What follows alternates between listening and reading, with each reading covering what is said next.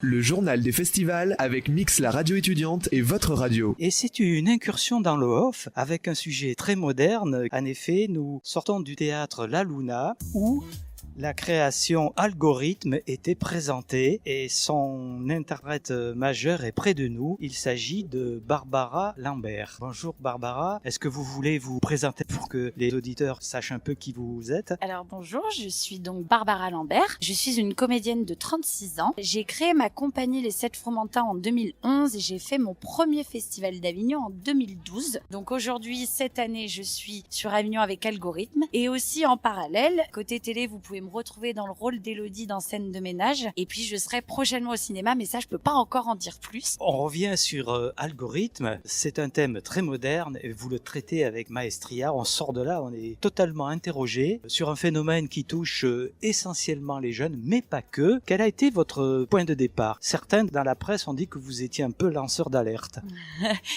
En fait, mon point de départ a été les premiers épisodes de la série Black Mirror qui m'ont littéralement traumatisée, mais aussi paradoxalement fascinée. Et c'est parti de là. J'ai voulu représenter cette thématique au théâtre et du coup, appréciant le travail de François Boursier, je lui ai demandé de mettre en scène et après, j'ai passé la commande du texte auprès d'Émilie Genaedig, qui est une auteure contemporaine et qui s'est fait connaître avec la pièce de théâtre Les Champignons de Paris, qui a été notamment récompensée par le prix SACD Beaumarchais. L'héroïne de la pièce, qui se prénomme Max, est donc une représentante de la trentaine épanouie qui a les moyens de bien vivre, de payer son loyer et de s'offrir un smartphone, une tablette, un ordinateur. Et là, tout commence parce que, disons, la saturation est proche et tout se joue sur un lit dont, à un moment donné, vous allez vous trouver retenue prisonnière sur ce lit. Exactement. Et séquestrée par mon propre assistant de vie, donc qui est représenté par une petite boîte et qui s'appelle Léo. La mise en scène a vraiment été travaillée dans un esprit futuriste avec des gros faisceaux, une espèce de cage qui m'enferme sur mon lit et je ne peux littéralement plus sortir. Et mon seul interlocuteur, c'est Léo. C'est ce petit assistant de vie qui répond à côté. Et moi, il va falloir que je m'en sorte et que je réfléchisse et que je comprenne pourquoi je me retrouve enfermée et comment je fais pour m'en sortir. Et ce qui est assez drôle, c'est qu'avec le metteur en scène, on a vraiment travaillé la palette des émotions un petit peu comme toutes les étapes de la phase du deuil. C'est-à-dire qu'il y a l'incompréhension, il y a l'énervement, il y a l'acharnement, il y a la folie et puis il y a le fait de renoncer et d'accepter. Et puis il y a du fond parce que finalement tout le sens porte sur le titre de la pièce, le mot algorithme. Ces algorithmes qui risquent de nous enfermer et ça vous l'exprimez de manière admirable. Oui, c'est ça, les algorithmes qui nous enferment, de toute façon on le voit bien dans la vie du quotidien, dès qu'on prend une place de théâtre sur internet, après on va nous proposer les places du même style. Quand on regarde une série ou un film, peu importe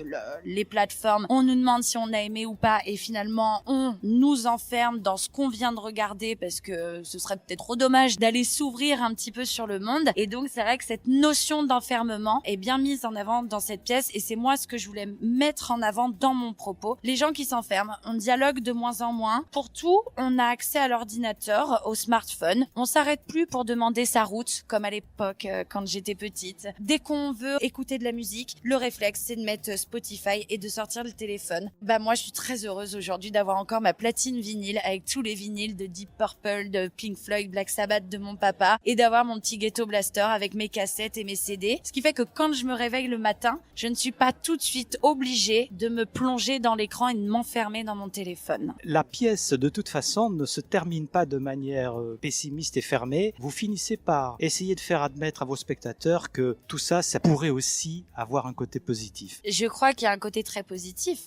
Comme je dis dans la pièce, la création d'Internet à l'origine, c'est quand même quelque chose de fantastique. Le seul problème, c'est qu'on est en train de se laisser dépasser par Internet et qu'on devient une sorte de produit. Que quand on va à la boulangerie, on achète son pain ou au restaurant, on donne de l'argent et en échange, on a un produit. Là, quand on va créer toutes nos interfaces, Facebook, tout ça, tout ce qui est en rapport avec le GAFAM, on nous demande rien financièrement. On est devenu le produit, on nous analyse. Et le le truc, c'est que je dénonce pas parce qu'on est obligé de vivre avec, mais je trouve que c'est important de reprendre le dessus et de s'ouvrir au monde. Et on rentre dans un espèce d'engrenage mauvais où tout se passe par Internet, tout se passe par les réseaux, le nombre de likes, si on n'a pas le nombre de likes prévu, eh bien c'est catastrophique. Le harcèlement aussi chez les collégiens, chez les lycéens.